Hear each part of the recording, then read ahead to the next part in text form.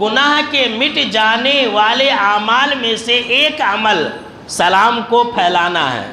یہ معمولی عمل نہیں ہے، جیسا کہ جناب محمد عربی صلی اللہ تعالیٰ علیہ وسلم نے فرمایا کہ ان من موجبات المغفرت بذل السلام وحسن الکلام، کہ بے شک کہ مغفرت کو واجب کر دینے والی چیز میں سے دو چیز ہے، ایک ہے سلام کا پھیلانا اور دوسرا ہے اچھی گفتگو کرنا۔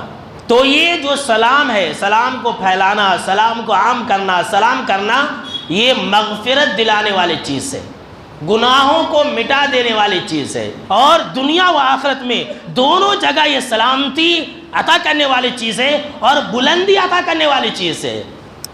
مسند احمد کی روایت ہے، حضرت براء بن عازب رضی اللہ تعالیٰ عنہ راوی حدیث سے کہتے ہیں کہ آپ صلی اللہ تعالیٰ علیہ وسلم نے فرمایا کہ افشوا السلام تسلموا، کہ لوگو تم سلام کو پھیلاؤ، تم سلامتی کے ساتھ دنیا میں رہو گے۔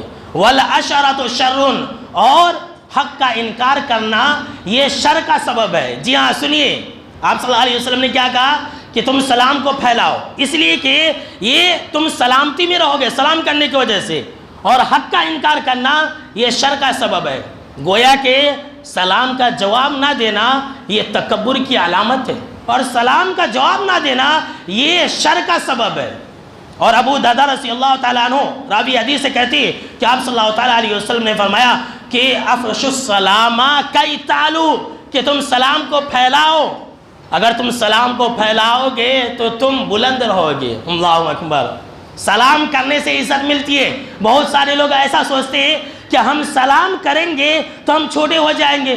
ہاں، غریبوں کو سلام کرنا، ایسے سوچ والے لوگ بھی ہیں۔ چھوٹے بچوں کو سلام کرنا، ایسی سوچ رکھنے والے کبھی بھی عزت نہیں پا سکتے۔ سن لیجئے، سلام کرنے سے عزت ملتی ہے، سلام پھیلانے سے عزت ملتی ہے، اور سلام نہ کرنا، سلام کا جواب نہ دینا، یہ تو تکبر کی علامت ہے میرے دوستو۔